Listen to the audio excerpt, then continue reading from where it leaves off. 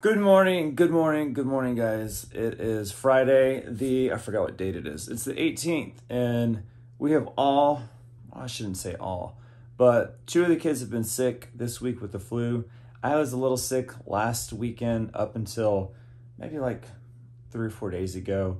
I don't know if it was the flu, but it didn't feel as bad as what those kids are getting. But this is gonna be a quick video. I wanted to share this with y'all actually last week, but I found out that you can't record Beatles music and put it on YouTube, any part of it, because it was like 10 seconds and YouTube wouldn't show it at all. So I had to redo it, but I want to share this with you guys, my new but old audio setup. So you've probably seen the Audio-Technica before, my turntable, record player, whatever you want to call it. It is an AT-LP60X. This is the non-Bluetooth version. It is just a straight wire out the back that goes to the speakers, so speaker connection 3.5 millimeter, I believe.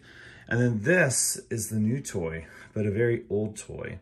So this is the CD, DVD, mostly DVD player, DVP, let me get it to focus, S7000 from Sony. And so this came from Molly's grandparents. They had this as a DVD player for years. The history on this is that it came out in 1998. I think it was around $1,200 to begin with, and it was a top of the line DVD player. That's what it was used for. It was not meant really for CDs, but you know, all DVD players can play music, so that's why people used it that way. So the cool thing about this is that I got this last week. I don't have a ton of CDs anymore because some of them were in storage, some of them were scratched up, and some of the ones that I had were just really old from my high school days, and they weren't like what I'm into now. So it's just different. So after the whole Beatles fiasco of recording all this and using a Beatles record, I ended up going to buy a Muse CD. So I've always had this Muse record, probably for about a couple years now, and I wanted to do apples to apples for comparison reasons. So I went and bought a Muse CD to go along with the Muse record. So what I want to do is show y'all how it sounds, play the record, play the CD, and then the other piece of this project is this splitter right here. This is a GE, it was just called a GE Pro audio video splitter. That's all it said. It was distributed by some company called Jasco. It was actually listed on the box, and that was really it. There's really not a model number or anything, but this is what I got, so I could split the audio from the record player and from the CD player here, and then send it out to one source, which is this speaker system right here with the subwoofer and the two speakers that I've had. Okay guys, so I didn't want to spend a ton of money on the splitter. I just wanted something that could split my speakers to the two devices that I have over here. And so I didn't want to go for some crazy, you know, high-tech, hi-fi type of system. I just wanted something within the $10 to $20 range that could give me these two devices on one set of speakers. And that's what this GE Pro whatever does, is it is just simply switches the speaker to either go to the record player or go to the DVD/CD player. And I'm going to show you all the signal. I'm going to show you all the wire connection that I had to use. It's a little tricky with this. This is like 1980s, 1990s technology to me, because that's when I used this stuff back when I was growing up.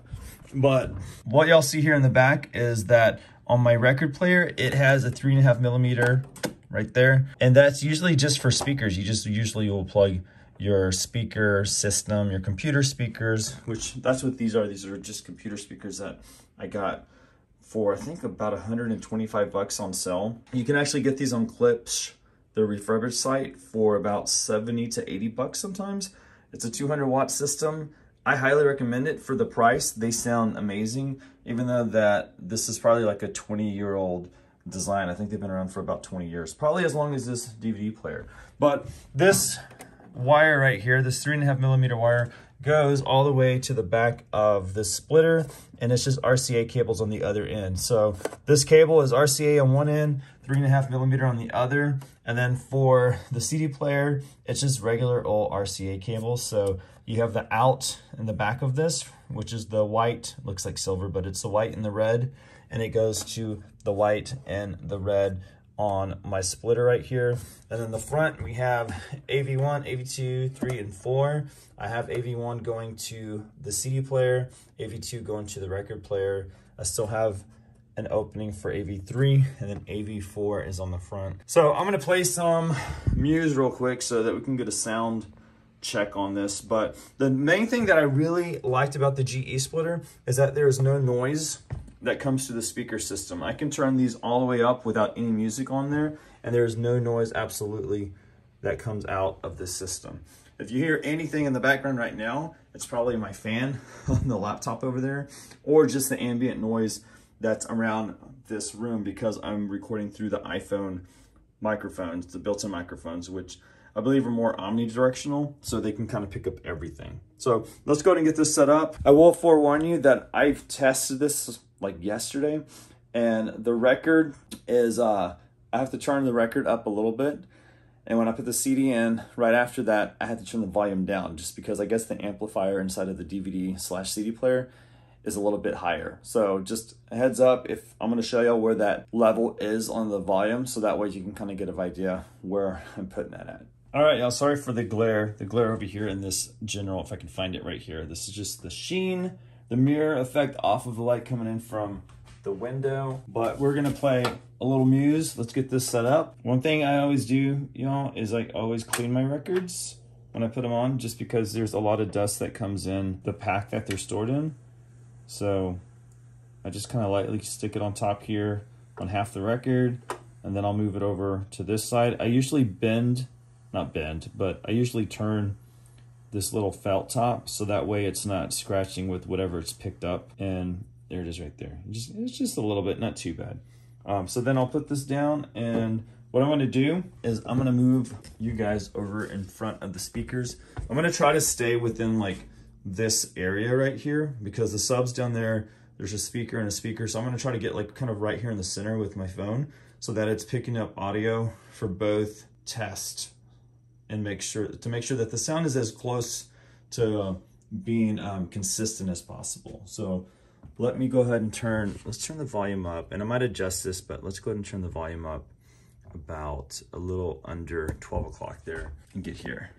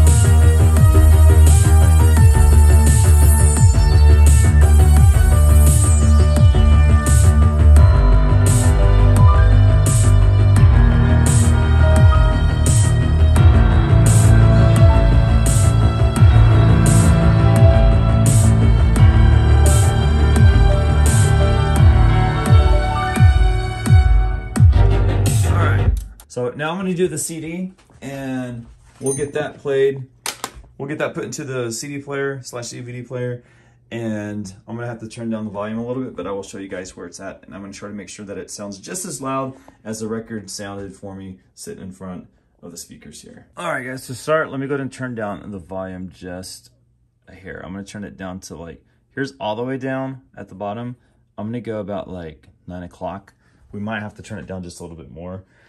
But this the DVP-S7000, it sounds like a robot. It's really cool. It has this part that comes down like that to let the CD player tray out. I drop it right in there, make sure it's straight, not crooked, and then close it up. I'm gonna hit play and then set it right here.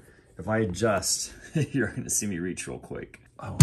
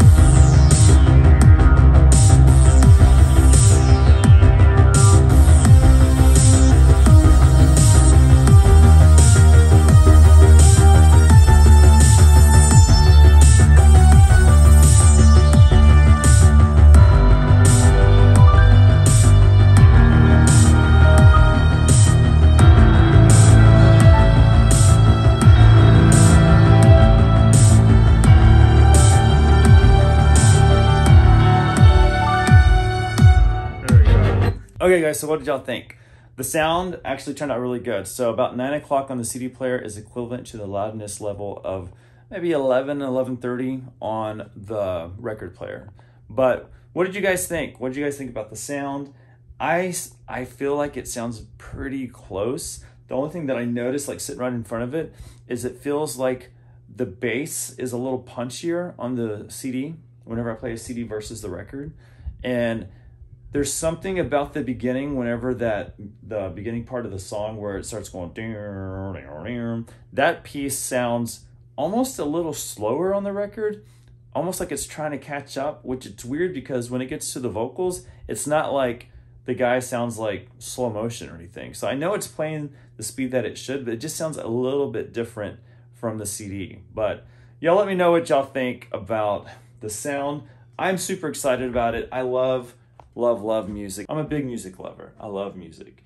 And so records, CDs, I even have some cassette tapes, but I don't have a tape player anymore.